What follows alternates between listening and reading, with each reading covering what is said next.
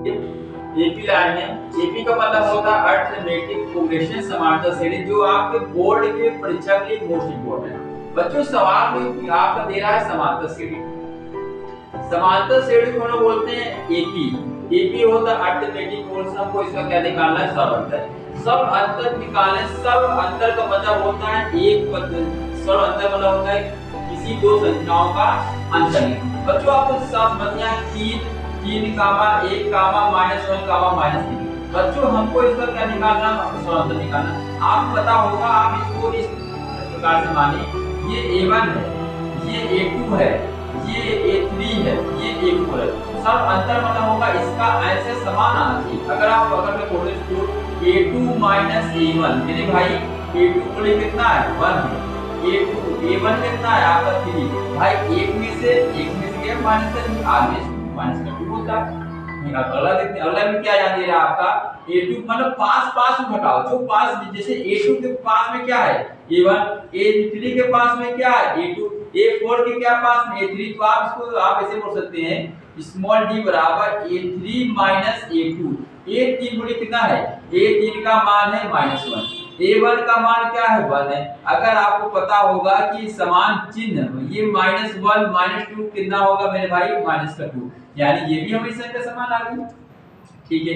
आप यहाँ पे आप देख सकते हैं, आपको पता होगा A3 A2, A3 कौन आएगा? A4 A3 आएगा। A4 कितना है? -3। A1 A4 है आपका -3 है, तो A3 है आपका -1। जब माइनस अंदर जाएगा इसको क्या बना दे? प्लस।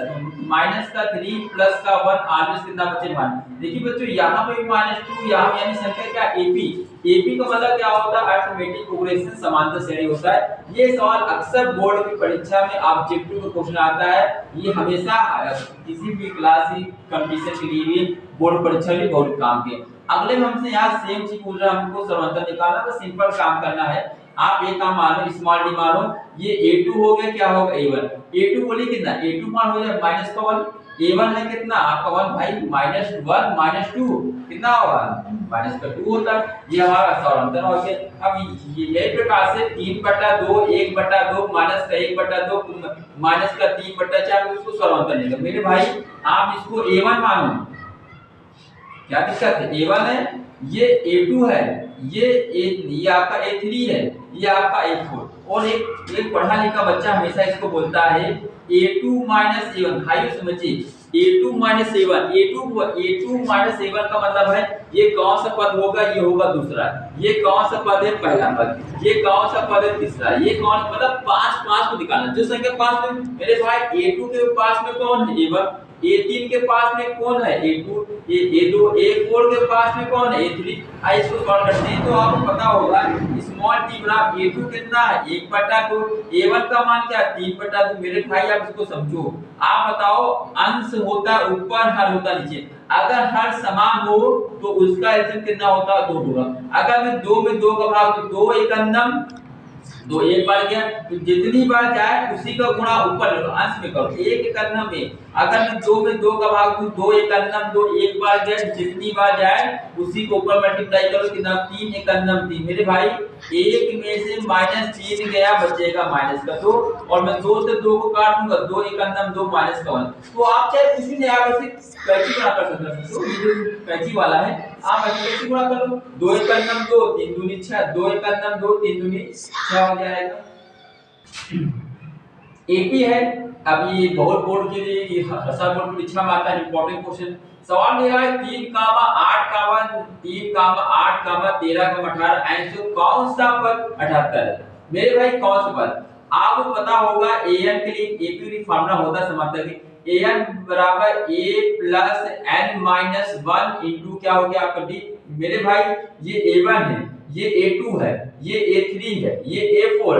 ऐसो पता नहीं कहां तक, पता नहीं कि कौन सा पद n का मान। मेरे भाई कौन सा पद कितना, यानी an का मान हो जाएगा 78 हो जाए।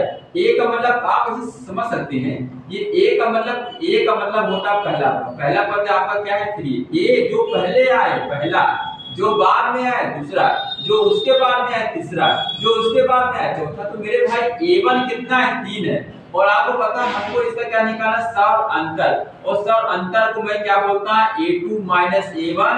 A2 मेरे भाई कितना है 8 है, A1 कितना है 3 है, और 8 में से 3 जाएगा कितना आएगा 5 आएगा, और an का मान कितना होगा मेरे भाई, an का मान हो जाएगा 78।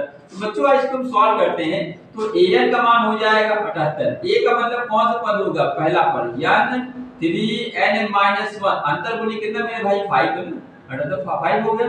तो अब ये जो आपका 3 यहाँ पे आएगा प्लस माइनस हो जाएगा, तो मैं इसको क्या बोलूंगा 78, तो प्लस है तो भाई 3 आएगा, प्लस का पक्षांतर माइनस होता है ना, पढ़ा होगा। तो यहाँ होगा 3 - 1 मल्टीप्लाई 5, भाई 78 में से 3 गया, बचेगा 75 बचेगा, 75 बचेगा, और फिर मैं इसको बोल सकता हूँ n-1 मल्टीप्लाई 5 इंटू वाला कहाँ पे आएगा, अपॉन में, पूरे का पक्षांतर भाग होता है ना, तो 75 divided by 5 is equal to n-1, काटिए 5 का 5, 2 बचा पचम 25, भाई 5 का 5, 2 बचे 2 जुड़ेगा 25 हो जाएगा, पचम 25 n-1, माइनस का 1 यहाँ पे आएगा, जब माइनस का 1 यहाँ पे आएगा माइनस है तो प्लस 2, और हम इसमें इसको बोल सकता हूँ 16, that is my required answer.